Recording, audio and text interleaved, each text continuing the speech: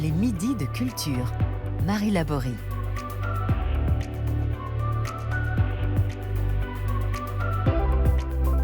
Auteur, rappeur, romancier, essayiste, cinéaste, poète, il a la passion des mots et il met sa voix à leur disposition. Et quelle voix! En 2006, paraît Gibraltar et cette voix, elle met tout le monde d'accord. Depuis, Abd al-Malik semble chercher à parler au plus grand nombre. Français, alsacien, il le revendique, d'origine congolaise par ses parents. Il a commencé par le hip-hop et ne cesse depuis de prendre des chemins de traverse musicaux. En ces temps clivés, il croit au dialogue, au lien, à la rencontre. En ce mois de janvier, il sort un film important, Fursi, né libre, l'histoire d'un esclave réunionnais qui s'est battu en justice pour sa liberté. Abd al-Malik est dans les midis aujourd'hui. Bonjour Abd al-Malik. Bonjour. Et bienvenue dans les midis de culture. Merci de me recevoir. Alors je parlais de notre époque clivée à l'instant, on a l'impression que les discours sont polarisés, que la haine se libère complètement. Comment vous vous sentez, vous, là-dedans? Est-ce que vous arrivez à rester l'optimiste que vous êtes? On est obligé, c'est un combat nécessaire. Moi, j'aime bien, quand on aborde ce thème, j'aime bien citer Prévert qui dit « Il faudrait être heureux ne serait-ce que pour donner l'exemple ». Et je pense qu'on a cette responsabilité-là. Il est facile aujourd'hui de se lever chaque matin et d'avoir la haine. Eh ben, on doit lutter contre j'ai envie de dire, cet élan naturel d'une certaine manière dans le contexte un peu particulier qu'on vit. Non, on doit mener le combat et tâcher d'être à la hauteur de notre humanité. Vous y arrivez tous les jours? Je fais en sorte d'y arriver tous les jours. C'est pas simple tous les jours, mais par contre, in fine, le soir, quand je me couche, je me dis, bon, quand même, je l'ai fait.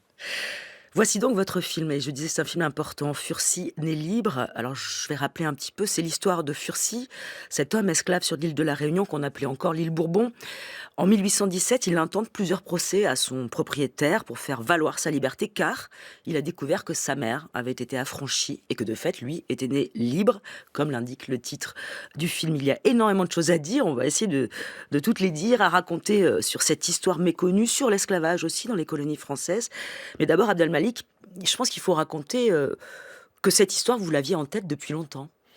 Ouais, je l'avais en tête depuis longtemps parce que en 2010, lorsque le livre de Mohamed Aïssaoui, L'affaire de l'esclave Fursi, donc duquel est tiré notre film, a eu le Renaudot, moi je jouais sur l'île de la Réunion et il y a des jeunes qui sont venus me voir et qui m'ont proposé d'adapter au théâtre le livre de Mohamed Aïssaoui. Et moi, en fait, c'est là que j'ai été introduit à la figure de Fursi. Je lis le livre et j'ai l'impression que d'avoir dans les mains quelque chose de dense, quelque chose d'important en fait. Et d'un coup, je me sens pas prêt. Et donc, je mets le livre de côté et puis je continue à vivre. Et il s'est passé différentes choses dans ma vie. Je me retrouve à Nantes, où vous le savez peut-être, chaque année au moment des commémorations des abolitions, il y a différentes festivités, des conférences, des concerts. Puis là-bas, ils ont ce musée de l'esclavage, ils ont ce mémorial, etc. Et lors de ces événements-là, il y a des parrains. Et cette année-là, les parrains, c'était Patrick Chamoiseau, Françoise Vergès et moi-même. Et donc, on a eu des discussions passionnées, passionnantes. J'ai assisté à des conférences, etc., qui étaient vraiment... tout ça a été puissant, très instructif. Et je dirais, Fursi a commencé à infuser en moi. Et quelques temps après, il y a les producteurs et distributeurs américains de Fox Searchlight qui sont rentrés en contact avec moi parce qu'ils distribuaient le film de Nat Parker qui s'appelait Birth of the Nation, qui racontait l'histoire de la révolte de l'esclave Nat Turner en Virginie et tout ça. Donc ils voulaient que je fasse la voix française. Donc je vais à Los Angeles, je rencontre Nate et on discute et tout ça. Et lui, pareil... Il m'explique l'esclavage aux États-Unis, dans la région de laquelle il est issu, lui, la Virginie, etc. Et tout ça est puissant. Et pendant qu'il me parlait, je ne pouvais pas m'empêcher de me dire mais nous aussi, en France, on a notre histoire qui est... Et donc, Fursi continue à infuser encore. Quelque temps après, je suis à Paris, je vais voir mes amis du musée d'Orsay. Ils me disent, voilà, on va faire une grande exposition qui va s'appeler Le modèle noir de Jéricho Amatis. Ils me proposent de participer avec eux. Moi, je travaille, donc, qui traite de la figure noire dans l'art au 19e siècle. Et je travaille avec eux. Moi, je travaille sur un tableau de Pierre Puvis de Chavannes qui s'appelle Le jeune noir à l'épée. J'en fais un beau livre que Flammarion et Présence africaine coéditent, et le musée d'Orsay également. Et dans ce beau livre, c'est également un album, c'est également un long poème sur l'identité. Et j'en fais également un spectacle qui mélange texte, déclamé, rap, danse. Et cette danse, elle est chorégraphiée par le chorégraphe, le célèbre chorégraphe burkinabé Salia Sanou. Mm-hmm. Et pendant que je fais tout ça, on est dans la période George Floyd, l'affaire Adama Traoré. Et c'est à ce moment-là que le producteur Étienne Coma rentre en contact avec moi et il me dit, voilà, j'ai acheté les droits d'un livre et je voudrais te proposer de réaliser pour le cinéma ce livre. Donc moi, je le rencontre, je vais le voir et il me tend le livre. Et en fait, il me tend le livre de Mohamed Aïssaoui quasiment 10 ans jour pour jour après que les gamins me l'aient tendu à La Réunion. Sauf que là, j'étais prêt. Je savais ce que je voulais faire. Je savais ce que je voulais faire d'un point de vue esthétique. Je savais ce que je voulais faire d'un point de vue philosophique. Je savais surtout que je voulais faire un film de cinéma ample, un film France d'une certaine manière, et qui puisse être un outil pédagogique, culturel, enfin, de réconciliation. Quelque chose qui puisse dire, voilà, on va regarder notre histoire, cette partie de notre histoire en tout cas, même si elle est sombre, même si elle est obscure, mais on va la regarder ensemble, droit dans les yeux, et on va ensemble déposer nos sacs de douleur et dire, travaillons véritablement à faire nation. Réfléchissons à cette notion d'unité nationale par ce canal-là et dire finalement que l'art permet ça. Le cinéma, de mon point de vue, c'est un miroir d'humanité. Nous autres, on parle le langage de l'universel puisqu'on est des artistes. Cette idée, voilà, comment on va avancer toutes et tous ensemble. Pour faire ce chemin ensemble, il faut aller regarder les épisodes sombres de notre histoire. Obligatoirement. En fait, bien sûr, il faut regarder les histoires sombres de notre histoire, mais il faut aussi se dire, la France est composée de différents peuples. Le peuple basque, breton, alsacien, mais aussi réunionnais, guadeloupéen, martiniquais. Et de dire que finalement, mettre la lumière sur toutes ces singularités-là, et voir comment ces singularités, finalement, en termes d'identité, en termes d'histoire, nous impactent tous, mettre tout ça en lumière pour précisément créer de l'harmonie et travailler à faire peuple. Donc, en fait, on doit aller au commencement si on a envie, finalement, d'éclairer notre présent et notre futur. Mais encore une fois, avec cette idée que la singularité fait sens, elle doit être magnifiée, en fait, cette singularité-là. Et c'est en magnifiant la singularité, j'ai envie de dire, qu'on pourra véritablement créer de l'harmonie au niveau du peuple, j'ai envie de dire, au niveau de nous tous, nous toutes, en tant que peuple, en tant que Françaises, Français, en tant que citoyens, en tant qu'Européennes et Européens. Et voilà, donc ça, de mon point de vue, c'est cette dynamique-là, cette démarche-là, qu'est ma démarche artistique, qu'est ma démarche en tant que, d'une certaine manière, cinéaste citoyen, si je peux m'exprimer en ces termes. Alors, l'histoire de l'esclavage en France et dans les colonies françaises, parce qu'il faut rappeler que très tôt, en fait, il n'y avait plus d'esclavage sur le sol de la métropole, on va dire, mais ça a continué très longtemps dans les colonies. C'est très peu enseigné à l'école, c'est très peu montré dans les arts en France. Vous, Abdelmalik, où en étiez-vous, en fait, avant de découvrir le livre, de découvrir l'histoire de Fursi, sur la connaissance de l'esclavage et de la réalité de ces événements? En réalité, je pense que j'étais un peu comme tout le monde, comme les gens de ma génération, où les gens... c'est que l'esclavage, pour nous, ça nous amenait à des films ou des séries anglo-saxonnes, exactement, américaines. Mais vis-à-vis de la France, c'était un peu... et puis, ce qu'on a appris à l'école, il y avait 2-3 lignes, on lui dit la traite négrière, etc. Enfin, on passe ça un peu vite. Et c'est en ce sens-là que lorsque les jeunes m'ont passé le livre de Mohamed Aïssaoui, j'ai senti que j'avais le sentiment qu'une opportunité m'était donnée. Mais précisément, il fallait que je sois outillé. Mais pas juste outillé en termes de connaissances et de savoir, j'ai envie de dire, mais que cette connaissance nécessaire et ce savoir nécessaire, puisse me nourrir d'un point de vue presque vibratoirement, pour que je puisse être juste, en fait. Pour que je puisse... là, je vous le dis a posteriori, mais disons que c'était quelque chose de confus que je sentais à l'intérieur. Là, tout ça s'est structuré entre-temps, mais l'idée, c'était de dire que cette histoire, elle ne concerne pas juste une partie de la communauté nationale. Elle nous concerne tous, en fait. Et le fait que la France parle de son passé esclavagiste, qui s'inscrit dans le passé esclavagiste de l'Europe et d'une certaine manière l'assume dans le sens où, peuple français, nous sommes une famille symbolique. Et dans les familles, lorsqu'il y a des problèmes, lorsqu'il y a des secrets de famille, par exemple, il y a deux manières de les affronter. C'est ou bien on se dit, OK, faisons corps, ça va être difficile, on aura du mal à tenir, mais avançons ensemble, et souvent on en sort grandi, en fait. Mais il y a l'autre manière aussi. On met la poussière sous le tapis, on est dans le déni, on dit rien, on laisse le secret un secret. Et ça finit toujours par exploser de manière dramatique et à faire des ravages énormes, en fait. Et ce qui est vrai, j'ai envie de dire, pour un être humain dans sa singularité, une famille, en vérité, c'est vrai pour le pays également. Donc, c'est en ce sens-là où, pour moi, il y a cette idée de dire allons-y, on va affronter ça. Et ça, c'est arrivé petit à petit parce que, précisément, j'étais pas au fait, comme n'importe quel, j'ai envie de dire, n'importe quel Français, j'étais pas nécessairement au fait de tout ça. Ce qu'il faut bien préciser, c'est qu'à l'époque où se déroule le film, l'esclavage a été rétabli par Napoléon Bonaparte et qu'il ne sera définitivement aboli dans les colonies françaises qu'en 1848. Donc l'histoire de Furcy, elle se situe vraiment entre les deux dans un moment, il faut le dire, assez flou. On va écouter la bande-annonce. Furcy, né libre, esclave maintenu par la cupidité des hommes. J'ai le droit de circuler librement. Fallait demander au procureur du roi.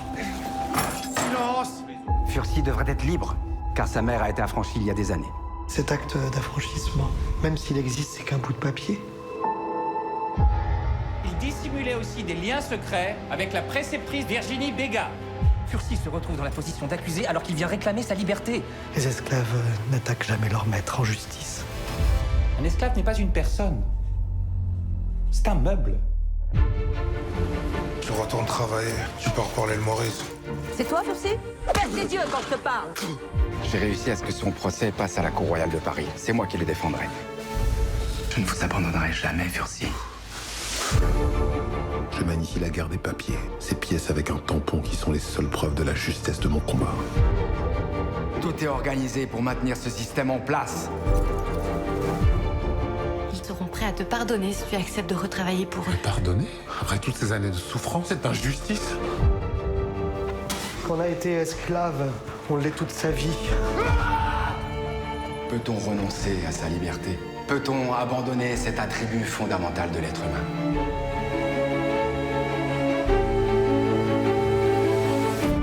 Furcy, né libre, votre deuxième long métrage Abd al-Malik avec Makita Samba dans le rôle de Furcy, Romain Duris qui incarne le procureur Boucher qui va le soutenir dans ses démarches en justice et Vincent Macaigne, lui, et Laurie, le propriétaire. Qu'est-ce qui pousse, à votre avis, Furcy à se pourvoir en justice pour revendiquer sa liberté? Il aurait pu choisir, comme l'ont fait d'autres, le marronnage, c'est-à-dire fuir dans les hauteurs de la Réunion. Je pense que le fait d'avoir appris à lire et à écrire en cachette et finalement tôt, en fait, on a affaire à un lettré. Et les lettrés, j'ai envie de dire, ils abordent la manière dont ils essayent de résoudre, pour la plupart en tout cas, leurs problèmes, c'est précisément par la chose de l'esprit, par l'intelligence. Et donc, pour lui, j'ai le sentiment, en tout cas, pour lui, c'était naturel que de fonctionner de cette manière. C'était naturel que de se mettre sur un terrain qu'il maîtrisait véritablement. Parce que même si de la manière dont, parce qu'il ne s'agissait pas de faire d'anachronisme, etc., et de le faire parler, parce qu'il parle peu. Oui, c'est plutôt un taiseux. Hein. C'est un taiseux. Ouais. Mais par contre, cette intelligence-là fait que, par exemple, son amitié avec Boucher, le fait que lui-même cherche les différents éléments jurisprudentiels qui pourraient... En fait, il est actif dans cette démarche-là. Et pour moi, c'était important parce que aujourd'hui, lorsqu'on parle des abolitions, de l'abolition, on va célébrer Victor Schœlcher, très bien, c'est normal. Mais ce qui est important, en tout cas pour nous autres, aujourd'hui et maintenant, a posteriori, j'ai envie de dire, on peut pas, et pour nos enfants, on peut pas penser à le bourreau était blanc et le libérateur est blanc et l'esclave noir au milieu, il est spectateur de sa propre vie, quoi. Ce qui n'a pas été le cas concrètement. Et ça, je voulais aussi rétablir ça. et montrer finalement, par l'histoire de Furcy, montrer finalement comment quelqu'un quitte la servitude de lui-même d'une certaine manière. Et le simple choix d'aller au tribunal, parce que c'est lui qui décide d'aller au tribunal et de porter plainte, en fait, c'est ce premier pas où il quitte la servitude. Et pour moi, c'était de montrer ça, c'était aussi dans ce travail mémoriel, dans ce long travail mémoriel nécessaire, en fait, c'était aussi célébrer la complexité. Et c'est en ce sens-là où on parle de Furcy, mais après on peut parler de la figure de Joseph Laurie, parce que c'était important de passer de personnage à personne, et qu'on comprenne à quel point la complexité travaille ce récit, mais finalement nous travaille nous dans nos vies. Et en ce sens-là, pour Furcy, c'était naturel que d'aller sur le terrain de la justice, précisément parce que c'était un lettré, et c'est en ce sens-là qu'il n'allait pas choisir le marronnage ou la violence. Et c'est puissamment, de mon point de vue, instructif pour nous autres aujourd'hui et maintenant, c'est de dire qu'en fait, il y a dans le monde dans lequel on vit, qui privilégie l'immédiateté, c'est tout de suite et maintenant, on veut que les choses changent et tout, mais en fait, on doit toujours fonctionner ou marcher sur ces deux jambes-là. Évidemment, il y a des choses qu'on peut changer maintenant, ici, tout de suite, mais il y a la notion du temps long. Et en fait, la notion du temps long, pour la comprendre d'une certaine manière, ou en tout cas pour l'avoir en nous, j'ai envie de dire, il faut être un lettré.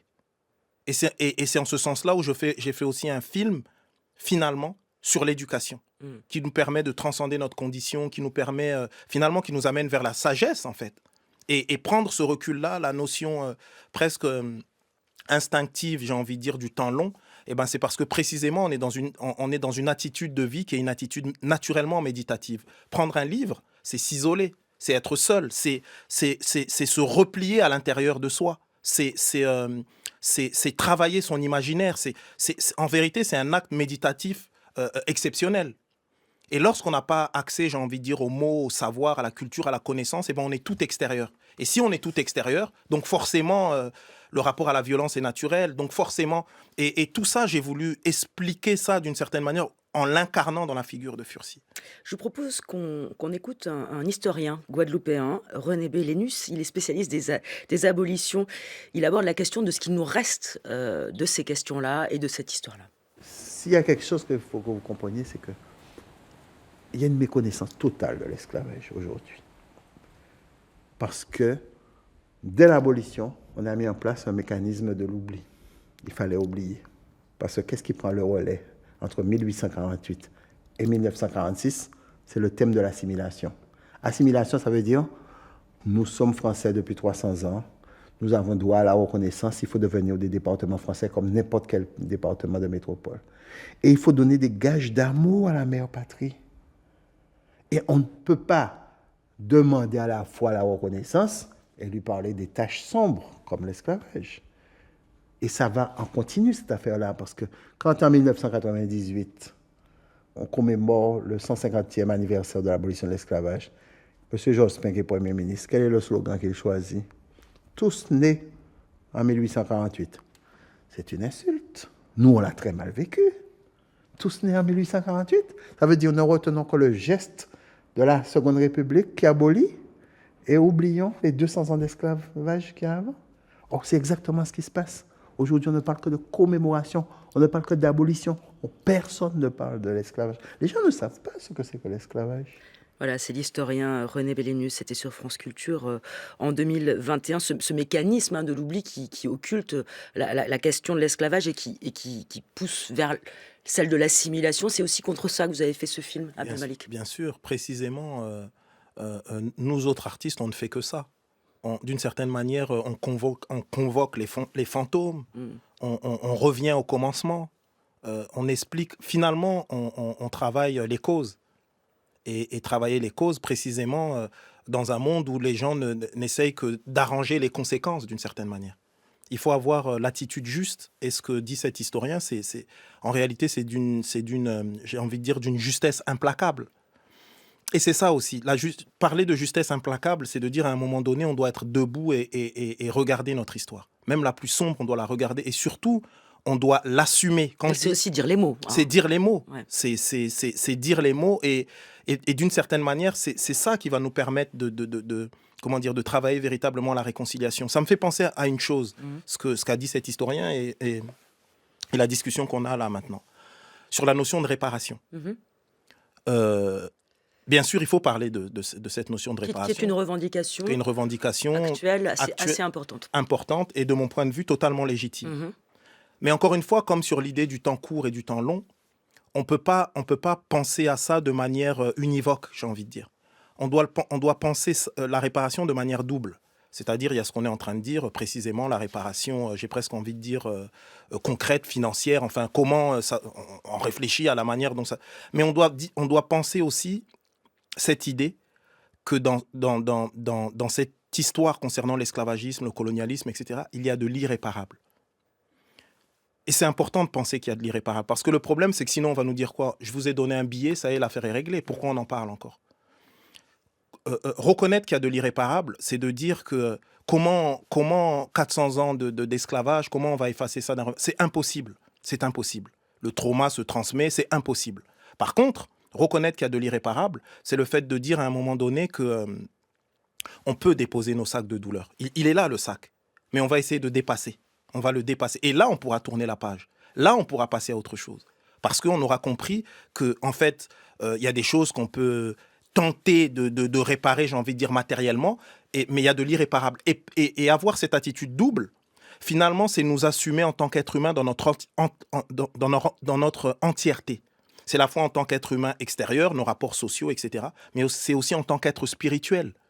C'est aussi le fait qu'en nous vivent des fantômes. En nous vivent des gens qui ne sont pas nécessairement pacifiés, dont on n'a pas encore fait le deuil, et que c'est fondamental de faire ce deuil-là. Mais dans nos sociétés matérialistes, c'est difficile de comprendre ce que je suis en train de dire, parce que finalement, on est tout extérieur. Et en ce sens-là, il est vital qu'on revienne à l'esprit. Il est vital qu'on soit dans cette... Finalement, on n'est pas juste, on n'est pas juste de chair et de sang. Il y a autre chose. Et cette autre chose, on doit en parler, on doit le valoriser. C'est comme ça qu'on arrivera à faire avancer positivement les choses. Alors votre film, il est concret, il montre aussi cette extériorité, puisque les esclavagistes et les maîtres étaient dans une violence réelle. Et vous ne l'éludez pas, vous la montrez aussi, notamment ce moment d'exil où Furcy est envoyé à l'île de France, qu'on appelle aujourd'hui Maurice. Et il y a un piège, c'est vraiment marcher sur une ligne de crête que de montrer la violence, qui plus est sur des corps noirs au cinéma. Il y a une manière de le faire. Moi la violence, c'est un sujet. Vraiment, dans tout ce que je fais, dans ma vie, je suis, un pacifiste radical et je suis un non-violent absolu. Et dans une société où on va allumer la télé et puis il y a quelqu'un qui mange des chips et qui tire une balle dans la tête à quelqu'un en passant comme ça, où tout ça est banalisé, on ne peut pas se dire je vais raconter une histoire en termes d'image et on verra pour la violence. Non, on commence par là. Donc, avant tout, j'ai pensé cette idée de comment j'allais représenter cette violence. Est-ce que j'allais la représenter ? Qu'est-ce que j'allais faire ? Donc, d'une certaine manière, j'ai utilisé les outils du cinéma. Quand ils arrivent à Maurice, la première fois qu'on voit quelqu'un qui se fait fouetter, en fait, c'est un hors-champ. On entend et on est sur le visage de Furcy, de Makita. Et son visage, c'est pour ça que je parlais tout à l'heure de son expression, son visage, on a compris, on souffre aussi. Et on dit aussi aux spectateurs, je ne vous impose rien. On est dans un dialogue. Dans un monde où un monde finalement qui a la propagande facile et qui peut utiliser l'image. Pour ça, je dis aux spectateurs, aux spectatrices, c'est un travail. Vous voyez le film, mais vous n'êtes pas comme ça apathique. Vous devez réfléchir aussi. Et le hors-champ, ça signifie ça, ça implique ça. Donc ça, c'est la première des choses. La deuxième fois où on voit Furcy qui est assis avec des stigmates des coups de fouet, la caméra, elle recule. On n'avance pas, on recule. Donc ça veut dire que on observe quelque chose de l'extérieur pour pas être dans une sorte de l'esthétisation. Exactement. Oui. Et ça, c'est fondamental. Donc la caméra, elle bouge de cette manière-là. Par contre, pendant que je travaillais sur le film, j'avais des gravures. Je voyais des différentes gravures qui avaient et on montrait les sévices qu'on infligeait aux esclaves marrons, etc., ou d'autres, à Maurice et à Bourbon. Et j'ai vu une gravure qui m'a glacé le sang. Des esclaves, en tout cas des gens considérés comme tels, marrons, qu'on avait accrochés avec des des crochets, de boucher quasiment. Des crocs de boucher. Des crocs de boucher. Ouais. Et on les avait devant tout le monde, etc. Et quand j'ai vu ça, j'ai dit ça, je dois le montrer. Ouais. Et je vais le montrer vraiment. Et parce que ça veut dire quelque chose, profondément. Et ça, je l'ai montré. Mais sinon, le reste, voilà, c'est ce rapport toujours... comment dire... rapport à la violence, une vraie réflexion. Une vraie, voilà, l'idée de la notion de responsabilité, en fait. On montre ça, qu'est-ce que ça veut dire, est-ce que ça a du sens, etc. Et ça, c'était initial, avant même, finalement, que je réfléchisse à la narration. Abdelmalik, il nous reste peu de temps, mais je voudrais quand même savoir, s'attaquer à ce genre de film, à ce genre d'histoire, à ce genre de parcours, ça remue, j'imagine. Voilà, comment, qu'est-ce que ça laisse en vous ? Est-ce que ça a été difficile, douloureux, délicat pour vous ? Ça a été difficile, délicat, douloureux, tout ça en même temps. Ouais. Et ça m'a fait prendre conscience du fait qu'il est essentiel qu'on en parle. Il est essentiel qu'on fasse des films, il est essentiel... En fait, qu'on fasse un travail complémentaire au travail des historiens, des universitaires, etc. C'est d'ailleurs pour ça que, quand j'ai terminé le film, j'ai convoqué tous mes amis rappeurs qui voient le film et qui puissent écrire à ce sujet. On a sorti un album autour de ça qui s'appelle Fursi Héritage, précisément parce qu'il y a quelque chose qu'on doit partager, en fait. Et qu'il y a différents médiums, je dirais, artistiques, différents outils qui nous permettent finalement de vivre cette expérience de manière différente. Et pour moi, ça, c'était fondamental. J'ai vécu quelque chose d'exceptionnel. Je ne suis plus l'homme que j'étais avant de commencer ce projet. On va s'arrêter là. Merci beaucoup, Abdelmalik. Fursi né libre et dans les salles. Depuis ce matin, je rappelle qu'on vous retrouve chaque soir à 20h30 sur France Culture pour l'instant en poésie. Et nous, on va se quitter sur un morceau de la bande originale du film, composé par Bilal Al-Aswad. Libéré à nous, cessez le feu, sur lequel vous avez confié l'Indigo, qui est un groupe de Maloya réunionnais. Merci. Où ça? Comment? Pourquoi? Affaire! Hein? C'est histoire mon racine, c'est histoire mon peuple, c'est histoire mon pays. Hein? Chaud!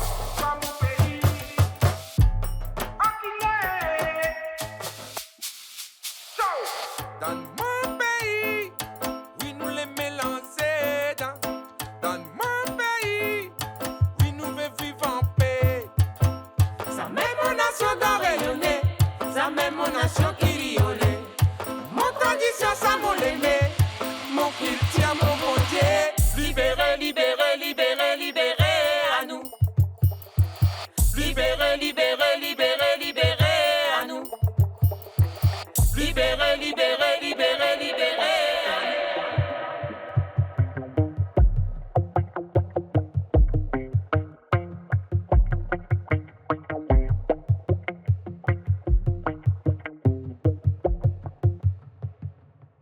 Chacun répète ce qu'on lui dit, de la vienne les ennuis. Qu'importe le style, la bêtise reste la bêtise. Surtout quand la haine te supervise, quand la base du gain t'hypnotise. C'est la quête, le chemin du dedans, le cycle camusien de l'amour, la guerre qu'on mène d'abord. Les Midis de Culture, c'est fini pour aujourd'hui. Cette émission a été préparée par Lise Ripoche et Boris Pinault. Merci à toute l'équipe, Aïssa Toundoy, Jules Barbier, Zora Vignier, Marceau Vassy et Margot Chaboch. À la réalisation, Laurence Malonda avec Alex Dang à la technique.